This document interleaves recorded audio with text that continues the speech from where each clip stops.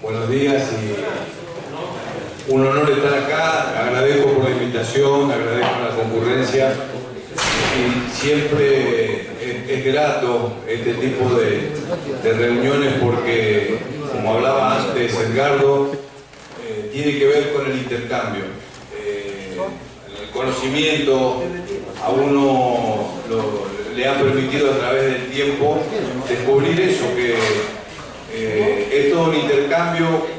La experiencia, la vivencia de toda la gente es muy útil, y en el fútbol vivimos en un ambiente extremadamente competitivo donde nos hace creer que lo que sabemos lo tenemos que ocultar y lo tenemos que guardar porque es nuestro, y en realidad somos, desde que empezamos a hacer esto, copiadores de todos los que lo hacen bien. Cuando jugamos, primero, y después cuando somos entrenadores.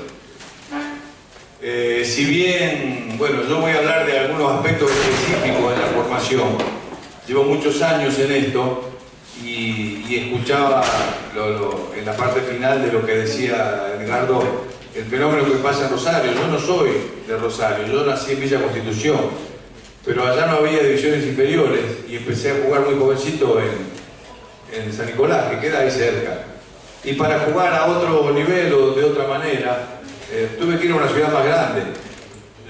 Me quedé a vivir ahí, a estudiar, tuve mi familia. Y es un fenómeno que uno es un irrespetuoso cuando habla de Rosario solo, pero en realidad Rosario se nutre de todas estas localidades. El Gran Rosario son 100, 200 kilómetros a la redonda. Y eso provoca una vinicultura, no solo nacional, sino mundial, respecto al fútbol, que tiene que ver con la organización deportiva que hay en Rosario, pero fundamentalmente tiene que ver con el deseo de jugar al fútbol, que es lo que nos nuclea acá, y el camino que seguimos después, cuando ya no podemos jugar más, por querer seguir participando, como dijo el flaco Menotti, que ¿por qué dirigía ahí? Porque ya no puedo jugar más. Volviendo a esto que bueno, en nuestro país, habitantes más, habitantes menos, 45 millones. La ciudad de Rosario tiene 1.700.000 habitantes, 3 millones si contamos la zona de influencia. Y hay condiciones privilegiadas comparadas con el resto del mundo. Acá puse solo algunas. Las culturales es un lugar altamente escolarizado. Todos estas ciudades y pueblos tienen un alto nivel de escolaridad, o sea que la gente entiende, las familias se preocupan por cierta metodología en el aprendizaje. Las situaciones geográficas fundamentales, tierra plana, en cualquier lado podés hacer una cancha, el clima te permite jugar los 365 días al año, te permite jugar con pasto, te permite jugar sin mucho calor, sin mucho frío, a cualquier hora del día. Eso también explica muchas cosas. Las condiciones económicas, no tanto ahora, pero esto tiene un par de años porque son cuestiones que uno lleva a otros países, a otras provincias cuando va a hablar. Hasta no hace mucho era el segundo lugar en el mundo por consumo de lácteos, por ejemplo. Toda la zona de Gran Rosario, altísimo, solo superado por un lugar en Murcia, en Baviera. Lo que quiere decir que los chicos dentro de todo en esta zona están bastante bien alimentados.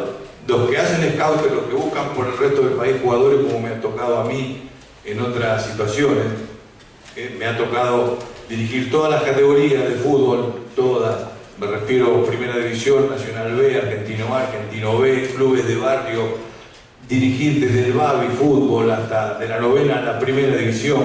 O sea, un espectro muy amplio como para tener una idea formada en relación a lo que hice y a lo que vi. Y estas cuestiones económicas son muy importantes para comparar con lugares, Tucumán o esa zona donde se juega muy bien al fútbol, muy bien, pero hay pocas canchas y un grado muy alto de desnutrición, o como son todo el litoral donde están un poquito mejor alimentados pero no hay una gran organización respecto a los torneos, o en el noroeste donde juntar clubes es muy difícil, tal vez la zona cuyana o en el sur de Buenos Aires se parezca un poco a toda esta zona, pero no con la riqueza que tiene esta zona en cuanto a su economía. Lo que pasa ahí da lugar, por ejemplo, a que haya 6 ligas, 6, hay 2 más, pero no están reconocidas, de fútbol infantil. 6 ligas en una ciudad de 1,5 millones de habitantes, un poquito más. 6 ligas de fútbol infantil que tienen 200 clubes de baby fútbol. una locura, 40, 50 clubes por liga. Hay 25.000 chicos federados entre 5 y 12 años, fichados en clubes.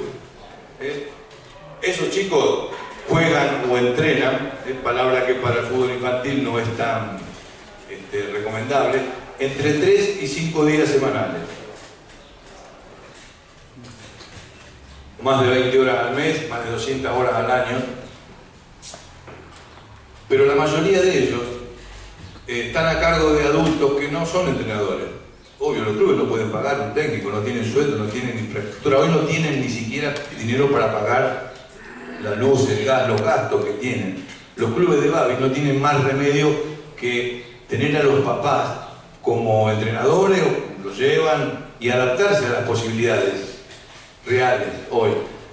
A pesar de eso, que lo podemos ver como una carencia respecto a la docencia, respecto a todo lo que tiene que ver con la enseñanza, es importante por la voluntad, porque toda esa gente lo hace porque quiere. Y si bien están sus hijos y los amiguitos de sus hijos en los equipos, y esto genera complicaciones, es un detalle que tiene muchísimas cosas buenas. Lo que pasa en Rosario, como hablaba Edgardo, es que no solo forman, protegen, cuidan y entrenan, hacen jugar a jugadores en los clubes grandes. Hay infinidad de chicos que son emergentes del fútbol mundial, como Mascherano, Vanega, Ángel Correa, Chelo Delgado, Demicheli, que no nacieron de los clubes grandes y nacieron formándose en canchitas chicas de Babi. O sea que, pese al maestro, al entrenador, al papá que tengan, los buenos jugadores igual se abren camino. Y eso ha generado en los últimos años un problema donde el sueño del pibe o de la familia por llegar a ser jugador profesional, por aprender, por crecer, se empezó a transformar en pesadilla y empezaron a depredar la ciudad cazadores de talento de todo el mundo. Si supieran la cantidad de scouts del fútbol europeo que hay en la ciudad de Rosario, se asombrarían. Equipos que tienen renombre internacional como el Chelsea, el Liverpool, el Barça, que hasta fundó un equipo que compitió más de 15 años en el país, Barcelona, Argentina, de otros lugares. Van a buscar chicos rozando en cuestiones que tienen que ver con la legalidad. Muchos de ustedes trabajan en fútbol infantil y eso lo saben, haciendo promesas desmedidas, que no voy a profundizar porque ya lo dijo claramente Edgardo. Privatizan clubes como que fueron fundados con el objetivo de ser instituciones sin fines de lucro y un servicio al barrio, proteger, convocar, contener a una franja importante de pibes y pibas que a cierta edad tienen un lugar donde realizar actividades en común. Los privatizan para poder federarlos, para ficharlos y tenerlos bajo su propiedad. Eso genera una enorme cantidad de privilegios a los clubes que tienen eso, pero que son utilizados, que hay una inversión que llega por 2 o 3 años, se va y el club que tenía todo termina sin tener nada y hasta desaparece como club de barrio. Genera expectativas desmedidas en los familiares y papás y mamás y hermanos mayores y mucha gente en el entorno que cree que en ese pibe que fue a jugar a la pelota pero que juega bien y tiene condiciones, hay una posibilidad de futuro para emerger, para conseguir otras cosas que con el propio laburo por ahí los papás no pueden conseguir. En los entrenadores generan esa distorsión. Es cuando hay un jugador destacado que se desvía, entonces por privilegio, la atención y el tipo de trato. Y en los clubes, y creer que un pibe con 10, 12 años lo va a salvar y va a ser la respuesta a todas las necesidades que tuvieron durante mucho tiempo. Y es común ver veteranos de 12 años, veteranos que juegan llenos de presiones, llenos de angustia, en un entorno de violencia que ha llegado al punto de padres que se pelean, de discusiones, hasta hubo casos de tiros con heridos. Y no vamos, repito, a profundizar sobre eso, pero sí a entender que todo esto que está pasando tiene que ver con una expectativa completamente diferente a la realidad, sobre todo la realidad de los chicos. Y lo que se podía entender como una etapa disfrutable, termina siendo algo que a los chicos los aleja de la cancha, los aleja de soportar presiones. Presión viene de peso.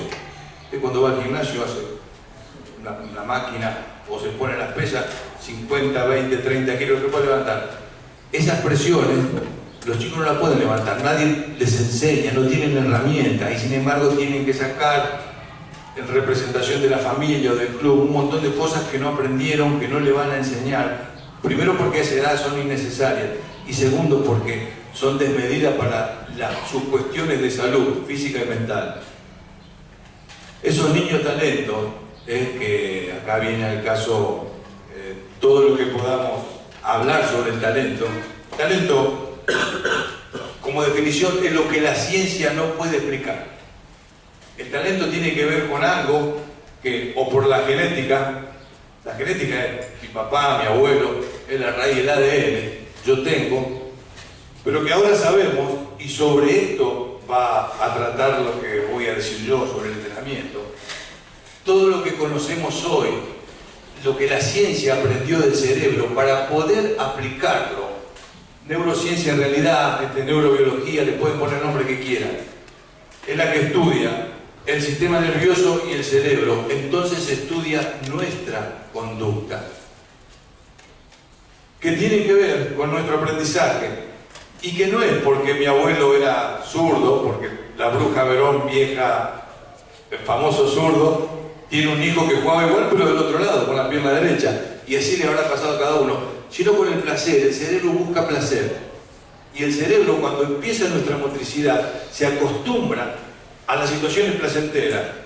Y yo, zurdo o vos, derecho, empezaron a patear una pelota contra la pared o a hacer cualquier movimiento en su inicio motriz que resultó placentero y se registra, y se guarda, y se almacena. Instintivamente se repite, hasta que se aprende, hasta que la biomecánica, a las edades de fase sensible, lo llevan a una etapa de entrenamiento. Pero cuando yo hice un movimiento placentero 5000 veces, a los 8, 7 años, el otro perfil, el otro hemisferio, que no tenía ese movimiento, lo hizo 200, 300. Instintivamente, el placer, el gusto, el disfrutar, me hizo mejorar. Esto que tiene que ver con placer y displacer es fundamental en las etapas de aprendizaje.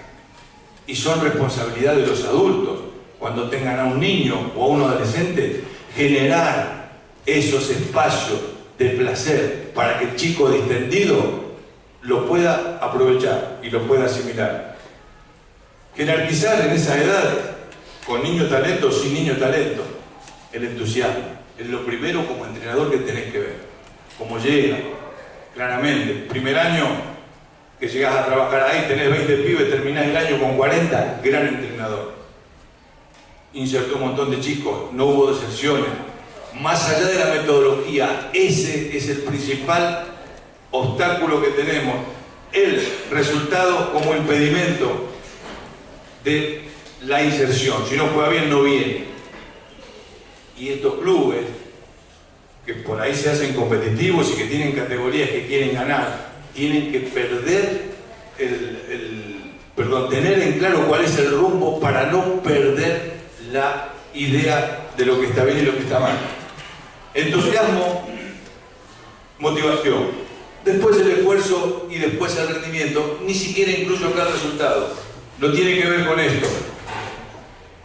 El niño talento va a servirse de lo que vos le das, si siente placer, si le gusta lo que hace. Si te gusta, obvio que aprendés. En la escuela, en la cancha, y te ofrecen esas posibilidades, obedecer o pensar.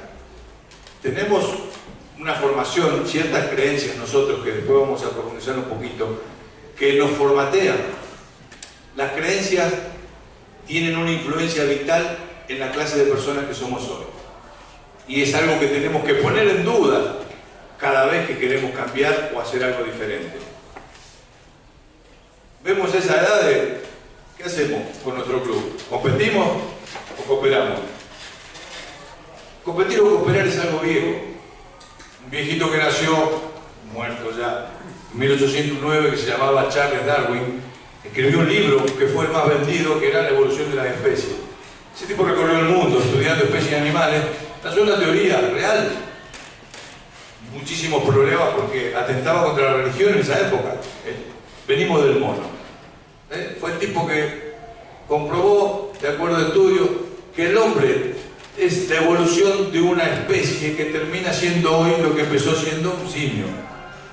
Entonces, ese libro hablaba de la supervivencia del más apto, algo que a la sociedad capitalista y de consumo que tenemos hoy le viene bardo, porque yo me peleo contra vos para ser mejor. Y trato de superarte, y trato de sentir toda una historia armada en base a mi competitividad. Hablaba Edgardo de la publicidad, bueno, una gran distorsión de la realidad, pero que el cerebro acepta como realidad. Después vamos a ver un poco de eso. Ahora, 30 años después de este tipo Darwin, nace un ruso que se llama Kropotkin, también un aristócrata. Antes podían estudiar, pues el acceso a la educación no era para todos. Pero empieza a refutar lo que decía Darwin. Pero como decía, hay especies que no sobreviven solas. No el macho alfa y el más fuerte es el que sobrevive y el que manda. Hay especies que sobreviven en comunidad, animales, insectos, y que hay otra forma de vivir también, y cooperando. Y lo que dice que Darwin estudió esto, porque solo estudió especies que vivían en ambientes que no eran hostiles, climas templados, tropicales, donde el ambiente no lo obligaba a esa especie animal a pelear por la supervivencia. Eso ya estaba incorporado. No se morían de frío, no pasaban sed. Este hombre descubre y acepta que la cooperatividad era imprescindible para lugares donde el ambiente era tan hostil que si no, no hubiesen podido sobrevivir. En muchas sociedades se acepta el cooperativismo como medio de vida, como medio de subsistencia. Pensar en el otro, si no, no te podés pensar a vos mismo. La nuestra no acepta eso.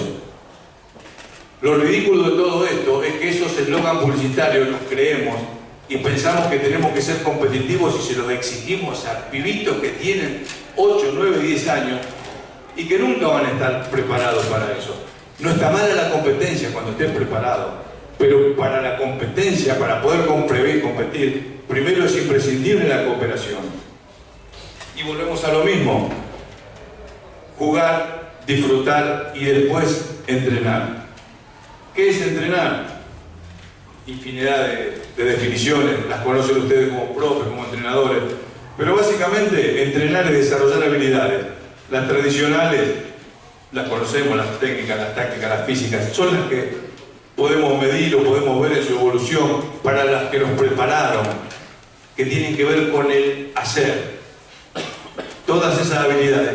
Y hay otras que aprendemos de grandes, que deberíamos saber por ahí como sociedad. Nosotros nos decimos formadores, pero no creo que tengamos ese grado. No tenemos formación pedagógica o docente como para poder enfocar desde lo científico aspectos con propiedad, reconocerlos, identificarlos y después poner en marcha una planificación para desarrollarlo respecto a eso. Entonces, si somos formadores tenemos ciertas obligaciones, y las habilidades sociales que tienen que ver con las cuestiones de comunicación, convivencia, respeto, y más con los principios y los valores, lo que te enseñó tu abuelo, tu papá, lo que te quieren enseñar en la escuela, de otra manera, sin tantas restricciones, y con cuestiones que hoy sabemos que han degradado esa educación: enseñar con castigo, enseñar con represión. Esas habilidades sociales que deberíamos aprender cuando estamos frente a niños, porque solo estamos hablando acá de chicos de 5 a 12 años, tienen que nutrirse de este tipo de conceptos. O sea, el 80% de nuestra comunicación no es verbal, no es lo que hablamos. Es más, a veces hablamos cosas que no comunican. Las miradas, los gestos, las posturas, cosas que uno cuando asume un rol o de líder o de jefe, o de entrenador o de profe, tiene que saber que el chico, aunque desconozca en ese momento, está recibiendo tu mensaje. No es lo que le decís, cómo, con el tono, con tu postura. El 80% de nuestra forma de comunicar no es verbal, no es lo que decimos, es todo lo que estamos demostrando. Me paro, me siento, te miro, no te miro, voy para allá. Escuchar e interpretar los mensajes, algo que como entrenadores no estamos acostumbrados, solo vamos a dar órdenes o a proponer un entrenamiento. Muy poco escuchamos o interpretamos al que no puede hablar o al que lo dice de otra forma. Por ahí es más fácil con un adulto, hasta con un adolescente, pero con los chicos es sumamente difícil. Y sobre eso hay que aprender, observar para interaccionar, enseñar a gestionar emociones. Un dato fundamental. Yo no quiero hacer política, hablar de un país de otro. Cuba es un país muy pobre, los que pudieron leer alguna vez y no los que pueden leer, pero es el país que tiene 0% de analfabetismo, el mejor sistema de salud y un sistema de educación que les permite a todos acceso a esa posibilidad. En Cuba, desde los 4 años, una materia que se llama mediación en la escuela primaria, donde crean una hipótesis de conflicto entre dos personas. Él se va a pelear con él, pero lo traen a otro en el medio para que hable y trate de evitar ese conflicto. Esa materia se llama mediación y aprenden a no llegar a los extremos. Entre los chicos se da, se evalúa y con ese criterio califica a los que están más preparados y creen que esa empatía que pone una persona entre dos es la que sirve para aprender a comunicarse. Esa gestión de emociones, los adultos las olvidamos con los chicos. Le das una camiseta, le das un número, una función, el trato que merece un chico, el que vos te capacitaste para darle, y creemos que con eso es suficiente. Y después, aceptar que hay enorme cantidad de diferencias, que todos somos distintos, y participar de manera activa, tenés el rol de liderazgo. Hay muchas cosas, hablamos sobre liderazgo, pero en realidad hay solo 2 grandes espacios para los líderes, o los naturales, por cuestiones de que el otro confía en vos, o los ocasionales, cuando no hay quien decida y hay una persona que aparece por mayor lucidez, por un poco de valentía, osadía, lo que sea, y toma decisiones por el resto. Cuando vos estás activamente trabajando en un entrenamiento, en una resolución de conflictos, el objetivo es construir e integrar diferencias. No compararlo para ver quién es mejor o peor, que eso también lo vamos a ver un poquito más adelante, sino tratar de integrar las diferencias, las dificultades que tiene uno con otro, las posibilidades que tiene de hacer una cosa uno y tiene otro. No poner uno en cada lado, sino tratar de juntarlos y nuclearlos en un todo a eso. Son las habilidades sociales la mejor enseñanza que como entrenador podemos ofrecerle a un niño. No desaparecen y si lo deseamos mejoran con el tiempo. Importante recordar eso porque todos participamos en actividades sociales, familiares, laborales, de todo tipo, donde hay responsabilidades, donde tiene que ver la forma en que trato al otro, lo que espero del otro, la manera en que comunico, la forma de intentar estar mejor con los demás. Antes había dado algunas definiciones de aprendizaje, bueno, ya nos vamos a meter un poquito más en lo que tiene que ver con el cerebro, con todo lo que hoy la ciencia, la tecnología, toda la información que tenemos nos trae. Dicen que la era del conocimiento y la información nos ha invadido desde hace 15, 20 años. ¿Por qué? Porque en un celular, en una computadora, hoy tenés acceso a lo que la sociedad civilizada ha llegado a conclusiones. Científicos, tecnócratas, políticos, economistas han dejado lo mejor de sí, todo su talento, toda su inteligencia, y vos lo tenés en 5 segundos en tu celular. Entonces esta idea es la de la conceptualidad. Es la era de las ideas. teniendo la información con esa tecnología, lo que tenés que hacer es tu propia idea, utilizarla porque la enriqueció el conocimiento de 2000 años de civilización cristiana, 5000 de civilización china y otros tantos. Entonces, cuando tenés que poner tu impronta o tu opinión para el aprendizaje, lo primero es dudar. Dudar de que lo que te dicen es cierto, de que eso sí tiene algo que ver con la realidad, para intentar cambiarlo y después poder adquirir. Desde la duda llega el cambio para poder adquirir otra idea nueva. Un concepto de inteligencia tiene que ver con poder resolver situaciones nuevas lo más económicamente posible. Pero ¿qué pasa? El cambio no es fácil, no estamos adaptados al cambio. Tu papá, tu mamá te enseñaron que las cosas se hacían de una manera, en la escuela cuando fuiste lo mismo, y te cagaban a pedo, y no podías hacer tal cosa, y te ponían una mala nota o te sancionaban, y entonces empezamos a tenerle miedo a lo que podíamos hacer. Empezamos a ponerle un freno, un tope a todas nuestras capacidades y nuestras posibilidades. Empezamos a dejar de dudar, creyendo que lo que te decían era lo correcto y era lo que había que hacer. Y como chico, crecimos con los parámetros sociales que tienen que ver incluirte, estar en un lugar para que te respeten, para poder participar.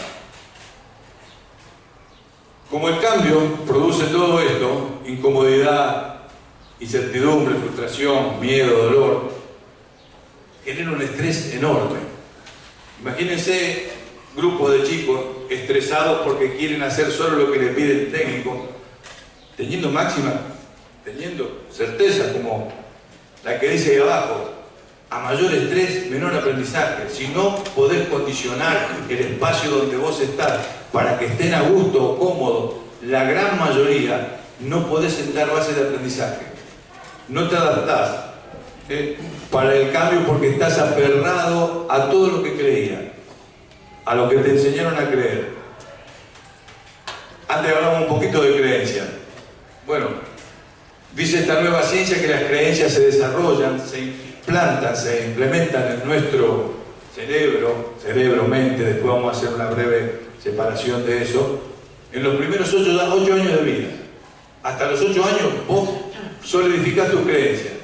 Tienen que ver con tu crianza, con la experiencia que tuviste hasta esa edad y con los conocimientos que adquiriste. Una vez que la tenés, te van a acompañar toda la vida. Y es probable que si no las cuestionás, seguís siendo católico, pensás que los negros son malos, que los choros tal cosa, que a esas cosas no las ponés nunca en duda. Ni sabés cómo las aprendiste. Te las metieron en la cabeza, pero quedan instaladas para siempre. Es el principal problema para el aprendizaje. Poder enfrentar y cuestionar nuestras creencias. Esto que parece una cuestión social así, tiene un impacto enorme en lo que hacemos todos los días. Y entonces, ¿cómo ves los cambios? Si te aferras a tu creencia como una amenaza. ¿Por qué? Porque tu cerebro es cagón y es amarrete. Tu cerebro solo tiene como función mantenerte vivo. Nada más. No se plantea otra cosa. Hace todos los días lo mismo porque un día te fue bien. Le echas la culpa a los demás. Yo no tengo la culpa. ¿Qué voy a laburar? Te metés en la zona de confort. No querés cambiar nada. Pero si empezás a cuestionarla, eso que te proponen, por más que sea distinto y sea un cambio, es un desafío. Y ese desafío tiene sentido, te puede llevar a otra posibilidad. Ahora, poder para chicos en edad escolar, en edad de baby fútbol, empezar a cuestionarse quiénes son, es prácticamente imposible. Entonces, este tipo de mensajes recién saliendo de la infancia, entrando a la adolescencia, tenemos que saberlo nosotros, entrenadores, profesores, para poder desarrollar desde las creencias la adquisición de conocimientos. Creer, vieron que hablamos de la actitud, qué sé yo, tiene que ver con eso. Querer es que estar dispuestos para hacer, para practicar. Con ese camino, si nosotros le decimos sí a estas tres situaciones, creer, querer y hacer, es muy probable que podamos adquirir conocimiento. Ya pasamos de la edad infantil y estamos entrenando con adolescentes. Todos los conocimientos, todos los que existen, generan cambios funcionales y morfológicos. Los deportivos no escapan a eso. ¿Cuáles son los cambios funcionales? Bueno, los que tienen que ver con el funcionamiento de tu cerebro, morfológico. Le dan diferentes formas a tus actividades, no solo cuestiones de pensamiento, hasta cuestiones físicas. Los conocimientos, o sea, encontrar algo nuevo. Nosotros tenemos billones y billones de neuronas. Las neuronas no solo están en el cerebro, están en otras partes del cuerpo, pero son generalmente las que regulan. Hasta hace mucho se creía que las que se morían no se reproducían. Ahora sabemos que es mentira eso. Tienen cierta cantidad de conexiones. Tenemos un mapa del cerebro. Cuando hay algo nuevo, cuando hay una novedad, ese intercambio entre una neurona y otra cambia, crece. Cada neurona tiene hasta 200 brazos disponibles para poder conectarse con la otra. Una cosa nueva, algo que aprendiste, te hace más inteligente, cambia tu mapa del cerebro. O sea que cuando vos primero creíste que podía cambiar, hiciste algo diferente, empezaste a ser más inteligente. No tiene nada que ver con el cambio político, repito, sino con cambio de rutina, cambio de actitud, con cambios nuestros en nuestra propuesta de un chico que está entrenando y que vos querés que evolucione, vos querés que mejore. A mayor cantidad de conexiones, como para cualquier otra actividad, como en esta, la deportiva, hay una mayor velocidad en la calidad de los procesos de información y en el procesamiento de la ejecución. Antes hablaba que yo era zurdo, bien, bárbaro. Mi pie derecho es mi pie de apoyo. En la planta del pie, una plantilla computarizada de hoy detecta 300 puntos de apoyo en mi pie derecho. Para poder patear con la izquierda necesito equilibrio. Me apoyaré de esos 3.000 en 1.200, 1.500, 1.800, no sé cuánto. Pero las palancas, mis brazos, mi hombro, mi cadera, el pie que levanto, genera un movimiento instintivo para no caerme. Esa ejecución tiene que ver con el equilibrio. El equilibrio tiene que ver con un fusible como el del auto que tengo en la planta del pie que llega hasta la neurona y vuelve dando una información. Tengo un mapa de mi cerebro que afecta a mi columna, afecta a todo el sistema nervioso. Si no pateo con la pierna derecha, no ejercito el apoyo en la izquierda. O sea, miren la importancia del equilibrio en todo lo que es biomecánica y en la evolución del movimiento. Vieron que los tenistas tienen la pelota, la mano, el codo, y cuando escuchamos sobre todo a Frana, que es un capo en eso, Javier Frana, que hablan de armar el golpe, bueno, cada actitud, cada posicionamiento del cuerpo es instintiva y refleja. La pelota tiene un recorrido y nosotros no decidimos dónde va. Tenés que adaptarte. El ambiente, la pelota te adapta a que tu ejecución sea la conveniente para hacer lo correcto en ese movimiento, en ese acto. Entonces, tengo los fusibles del pie. Si lo estimulo, a lo mejor de los 1800, 1900 llego a los 2500. Y en esta pata, en la planta de este pie, que no me apoyaba y no hacía nada, empiezo a generar un movimiento, primero incómodo, porque es un cambio que me permite amplitud de hombro, de cadera, de rotación, hasta que puedo pegarle. La simetría tiene como fase sensible entre los 8 y los 12 años. La mejor etapa de los 10 a los 12, donde el niño perfecto es el que tiene todos los movimientos previos a la coordinación. Biomecánicamente un chico entre 10 y 12 años es simétrico. No lo desarrolla porque no lo aprende. La simetría no solamente te propone a vos que puedas tener ejecuciones mejores, sino que todo lo que no sabías, aunque tengas 12 años, lo empezás a trabajar. Entonces lo que era una limitación ahora empieza a ser un desafío. Y no genera solo una cuestión biomecánica, genera una cuestión psicológica. Mira, este pibe las dificultades las enfrenta y las resuelve aunque le cueste mucho con entrenamiento, aunque le salga mal. ¿Qué pasa ahí? El entorno, el adulto. No, no sabés, no podés. Esas palabras son terminantes. Terminantes. Decirle no podés, no sabés a los chicos, es condenarlo a que no lo haga más. Es ponerle una tapa a su aprendizaje. Ese entrenamiento que, aunque el entrenador no sepa que es mental, lo está condicionando para su apertura a los demás conocimientos, a los cambios que le van a llegar. De algunos no tiene ningún tipo de comportamiento voluntario, crece, se desarrolla, los músculos se hacen más fuertes, los huesos más largos, piensa de otra manera, vienen las hormonas. En esa etapa también es una fase sensible. Para poder llegar con el mensaje adecuado, la calidad de ejecución que se consiguió a esa edad se interrumpe durante unos años por una etapa coordinativa, pero no se interrumpe el deseo de querer mejorar. ¿Vieron el programa Entrenadores con el Oveja Hernández?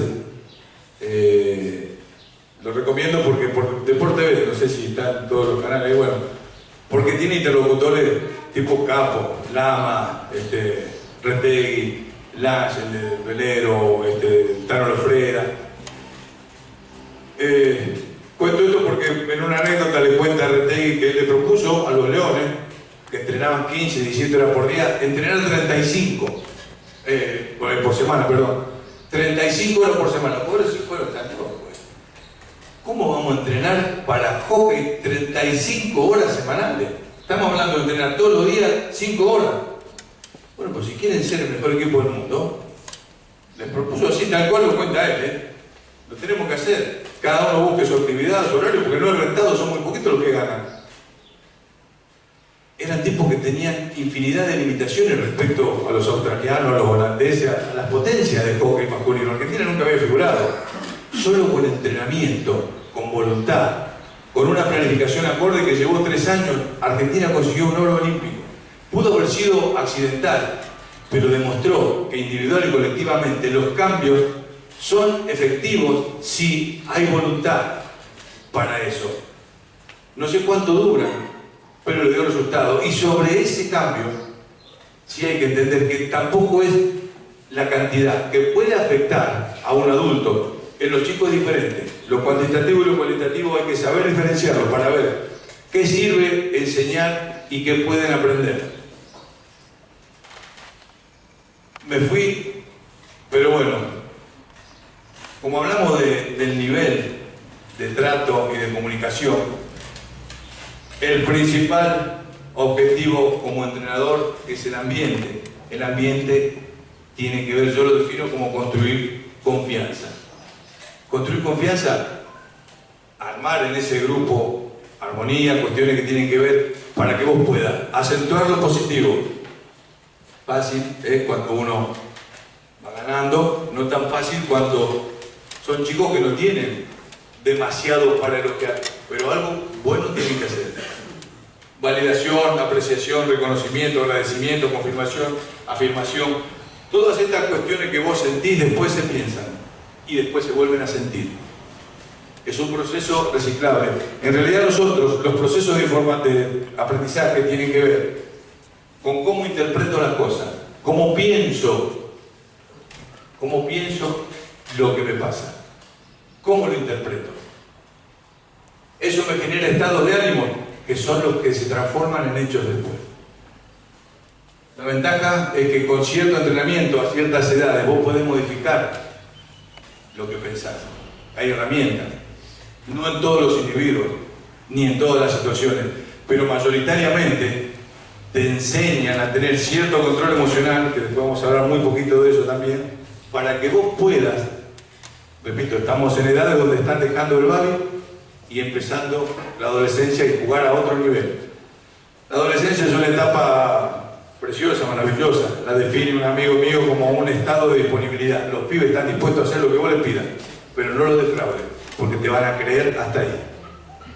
Si hablamos que el liderazgo tiene que ver para ese cambio de dirección, para las metas que se propongan, es importante que el líder de esas edades sepa que son contestatarios, que son chicos que quieren reafirmar su personalidad. Entonces van a negar la tuya, se van a rebelar, van a contradecir todo, no porque no te quieren, porque es su forma de ser a esa edad, hasta los más dóciles.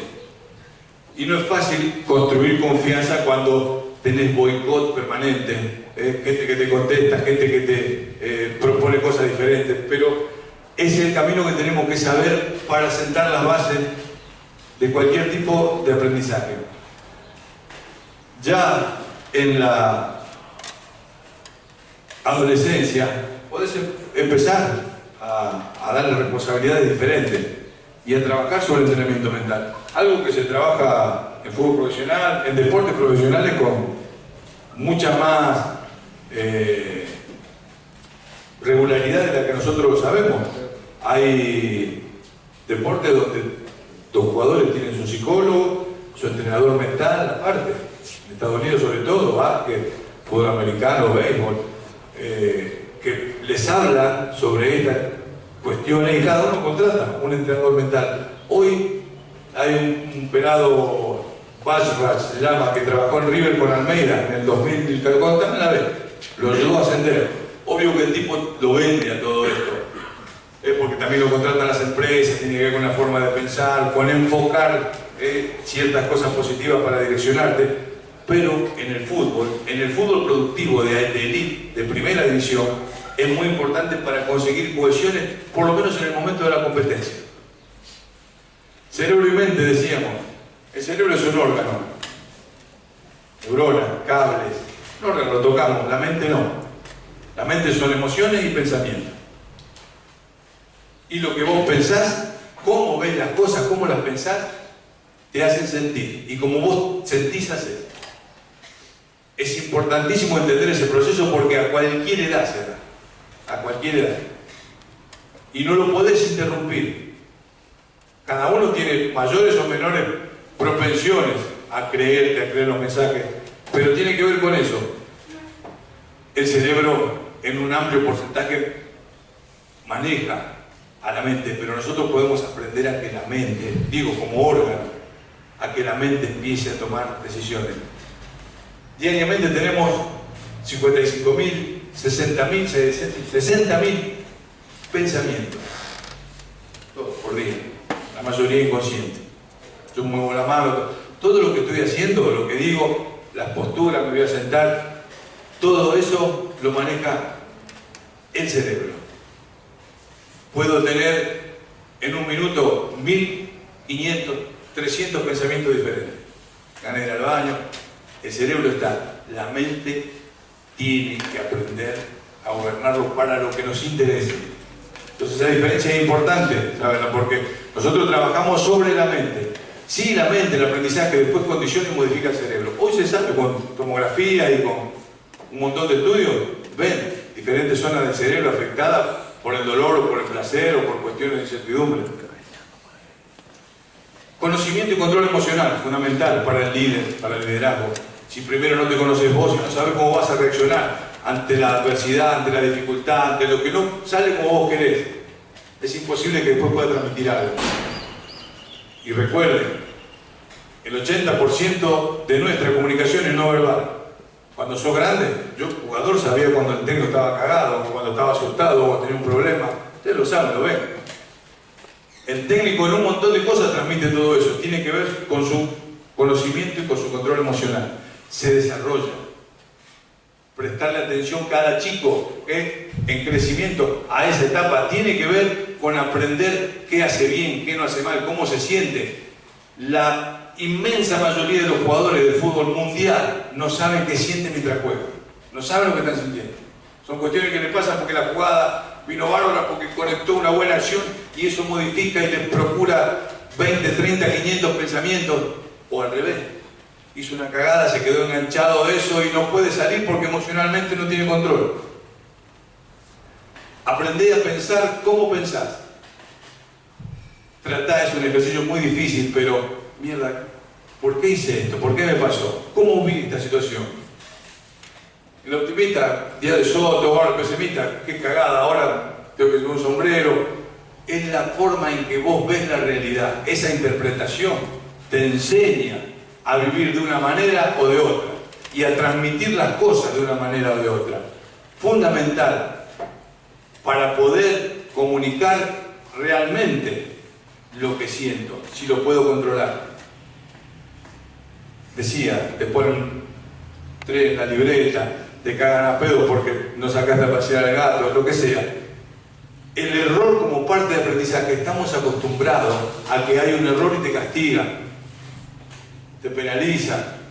Los errores, en vez de tomarse como parte del aprendizaje, para que muchos errores sean una ecuación mejor de la situación, te dejan allá anclado, en la frustración, en la melancolía, en la culpa. Y es muy difícil salir de ahí. Y esos procesos mentales los pasan los chicos también. Si no tenemos una comunicación para ver por qué están así, si no les podemos explicar a su tiempo que equivocarse se equivoca cualquiera. Parte del juego, como acertar, es equivocarse. Nadie quiere, bárbaro. ¿Quién quiere? Nos equivocamos todos. Atención, concentración y foco, un tema larguísimo, larguísimo. Para explicarlo más rápidamente, atención es un solo sentido, uno, puesto hacia el exterior. Yo puedo estar hablando, pero miro a alguno de ustedes, o puedo estar mirando para allá y lo escucho. Un sentido, o la atención depende de un sentido. Vista, oído. Con eso estoy prestando atención. Estoy mirando un partido, me habla mi señora, pero bueno, te presto atención, lo que me dice, aunque no le esté mirando. La concentración es más de un sentido, pero dura poco. Mírense un dedo, miren algún espacio, lo que sea, no van a estar más de 12, 15 segundos hasta que se les nubla la vista, hasta que tienen alguna dificultad. La concentración para el fútbol es vital. En un partido de fútbol lo que vos no ves no existe. ¿Quién tiene a la espalda? ¿De dónde viene el centro? ¿Quién se te mueve? Y eso lo aprendés en la adolescencia, con entrenamiento mental. Trabajar concentración, quedarte 30 segundos mirando acá como un boludo, a ver qué pasa. Focalizar sentidos y mente en un objetivo. Es aprender a concentrarte, fortalecerte. Y el foco es el momento de acción. Estos neurobiólogos lo definen en foco 1, foco 2, foco 3. Foco 1 con la pelota en los pies, acá abajo, tengo que actuar. ¿Qué hago? Concentrado pero para la acción. Foco 2, estoy a 10 metros, recibo la pelota, me muevo para que me la dé. Foco 3, estoy en el banco, estoy atajando y están jugando en el otro área. Tiene que ver con la situación, con el momento. Nuestro cerebro lo usamos todo, pero demanda muchísima energía. Solo podemos usar el 2% a la vez. El cerebro es energía. Demanda tanta y es tan extenuante que solo usamos el 2% y por poco tiempo. Por eso agota. Glucógeno. Es un órgano compuesto de energía. Esta anécdota la cuenta de este pelado Arras. Dice que la Copa Mundial de Brasil, el puntapié inicial, lo dieron con el cerebro. Nosotros no lo vimos porque estaba boludeando el director de cámara. Pero llevaron a un tipo parapléjico con toda una vestimenta especial que con lo que pensó movió la pelota. Yo no lo pude ver, me enteré porque lo contó este tipo.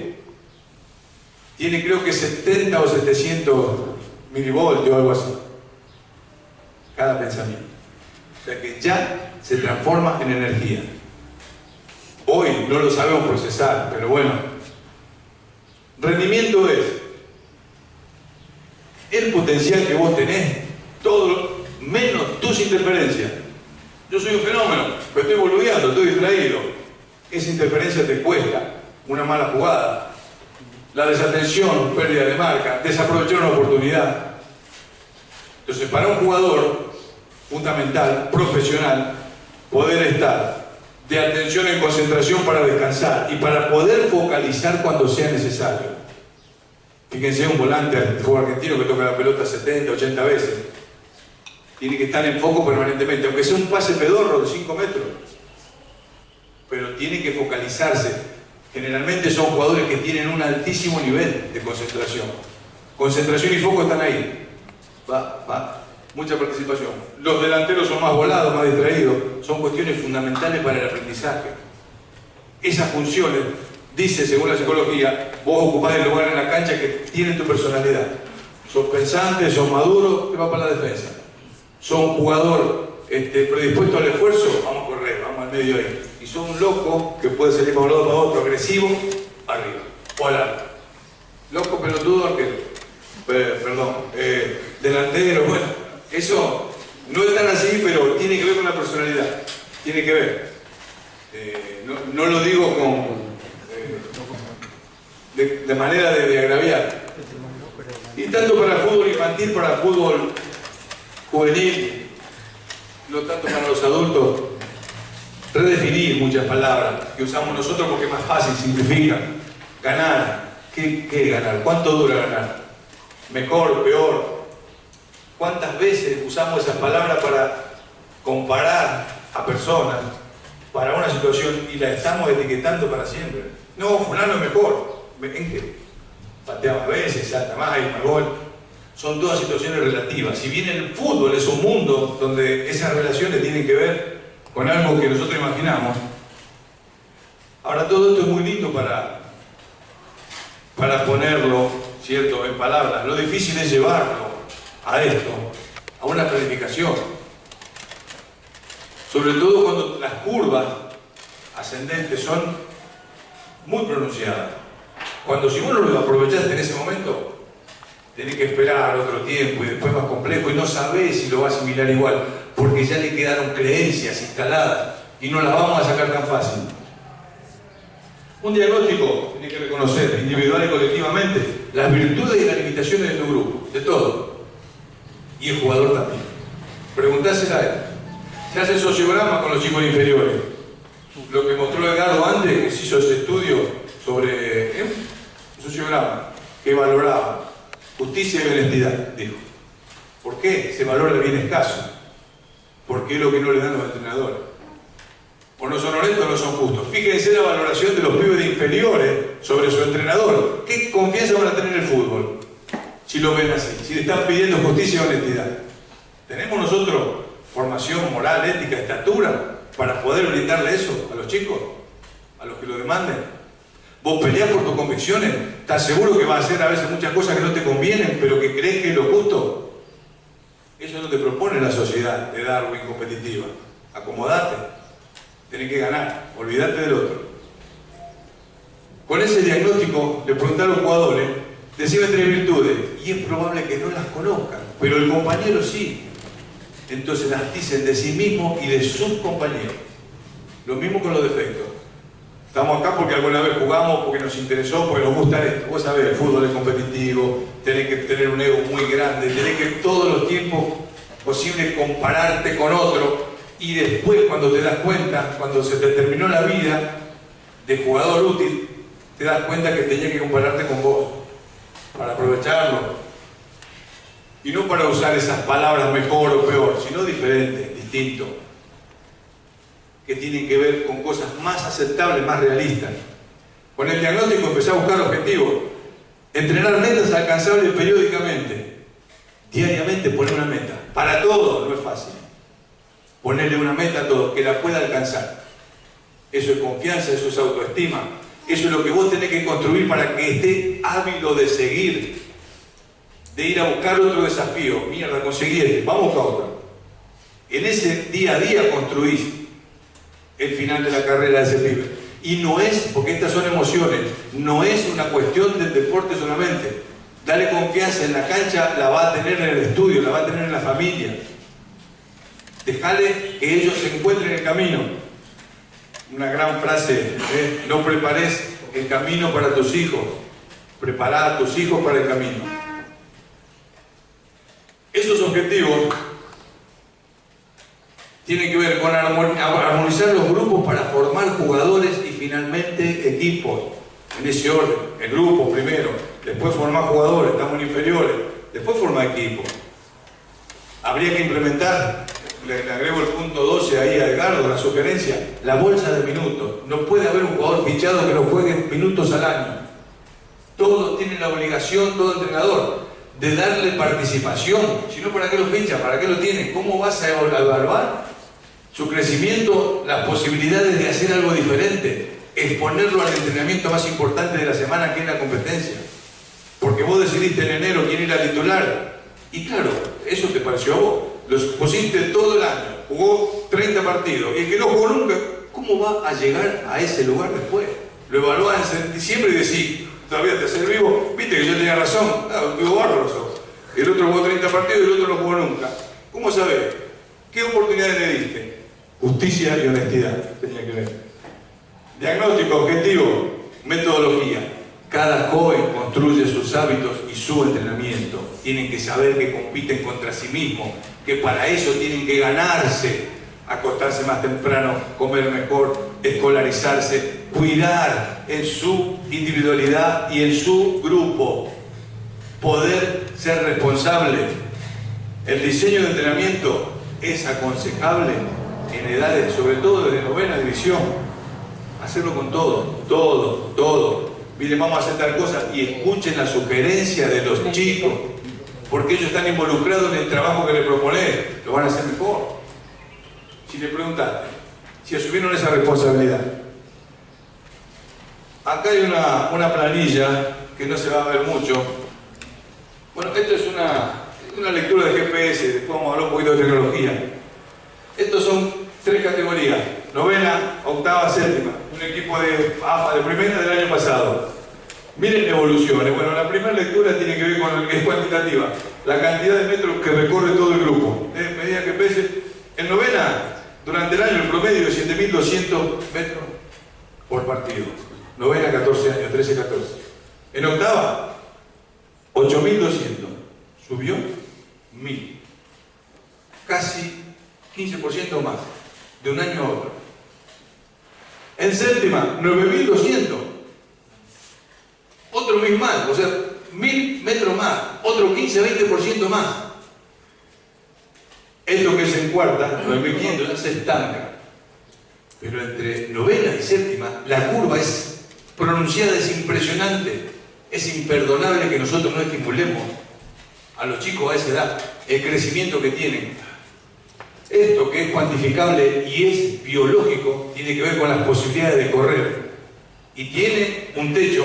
Imagínense si lo hacemos en lo emocional, que no lo podemos medir, pero si lo aprendemos a estimular en esas edades, lo que pueden crecer sobre control emocional, sobre entrenamiento mental. Cuando llegan a la sexta división, entre novena y séptima aumentaban 1.000 y pico por año. Entre sexta y cuarta ya se estandarizan 100 por año y se quedan ahí. Algunos 17 años llegan a niveles de profesional. Por eso, no solo para los jugadores, los entrenadores tienen que conocerse, ¿no? En cuanto a control emocional. ¿Qué perfil de entrenador sos? Para estar con pibes, dedicarle tiempo, paciencia, para capacitarte en lo que ellos necesitan.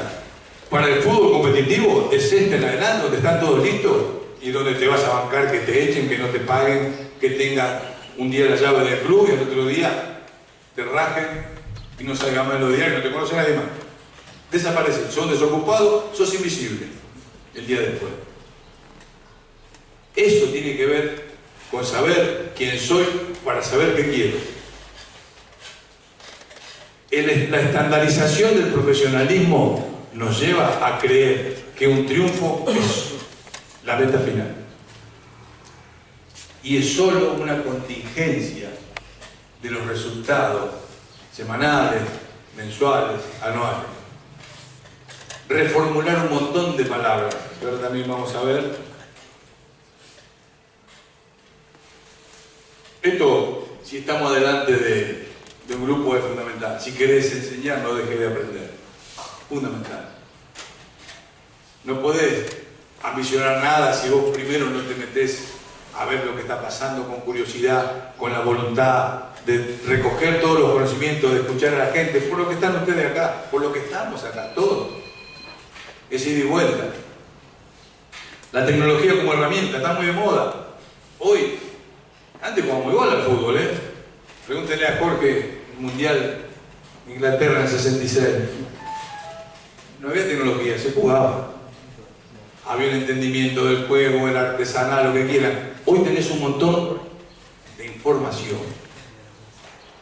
No traje ningún video de nada porque se meten en cualquier página y tienen 800.000 entrenamientos diarios si quieren. Sirve, claro, pero ¿para qué? Toda tecnología termina en la inteligencia, en el sentido común que vos tenés. Conocimiento, información, inteligencia, cosas diferentes. Al conocimiento lo adquirís.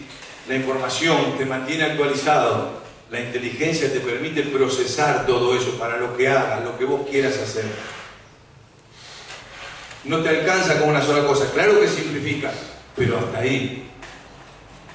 El juego, el fútbol, es un montón de cosas, pero no lo define la tecnología. A veces me queda la frase, nosotros no salimos campeones del mundo porque los que más saben de fútbol son los periodistas deportivos, no los que juegan. Y eso estuvo genial, ¿entiendes?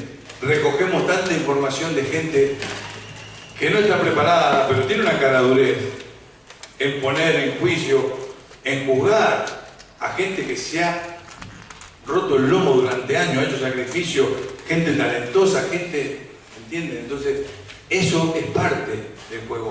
Está en vos saber dónde vas a buscar lo que tiene valor. La ciencia es fundamental para el entrenamiento, todo. Hoy tenés un montón de herramientas usadas. La tecnología es parte de la ciencia, pero la ciencia es ciencia porque fue comprobada, porque es irrefutable, porque se aceptó como parte de nuestra sociedad. Pero antes de eso, era pensamiento de unos locos de mierda, era algo subjetivo, hasta que se transformó en ciencia porque comprobaron que eso era así, que se podía hacer.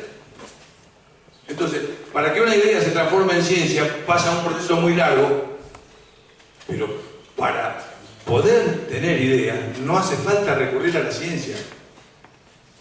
Y la creatividad depende de la libertad con la que vos expreses tus ideas. No tiene por qué tener un aval científico, porque vos estás haciendo algo, buscando algo mejor. Pero poder entender que cuando te corren con eso, la ciencia empezó siendo el sueño de 4 o 5 locos. El juego. Vimos la final de la Champions, Real Madrid con Liverpool, todo entrenado. Todo lo que pasa en un partido de fútbol es entrenable, en los 90 minutos. Ejecuciones. Usted quiere diseñar un circuito técnico, ponerlo a patear 10 centros todos los días, con zurda, con derecha, chanflear, recibir, perfil orientado, rondo, hacer lo que quiera. Eso te ayuda a que el jugador tenga más herramientas. En el juego entra lo emocional, eso no tiene control. Cada uno lo resuelve como puede, como sabe, como le sale. La ciencia sigue siendo entrenamiento. El desarrollo de un partido también, pero es esencialmente juego. La interpretación del juego depende de un montón de habilidades, algunas entrenables, otras no. Y no estoy hablando del azar ni de un montón de cosas que tienen otra lectura. Talento, dijimos, lo que la ciencia no puede definir. Creatividad tiene que ver con ambientes que condicionan a eso. Construir confianza para que vos sientas la libertad de tomar decisiones. El jugador que obedece, mira para el banco. El jugador que crea, mira la pelota, mira a los compañeros. La creatividad es algo que haces si estás dispuesto. La ejercés si vos tenés la suficiente personalidad para imponerte a todas las regulaciones que tenés, pero estás jugando. Entonces, si no lo entrenás, no lo exijas después. ¿Cómo no tiene un caño?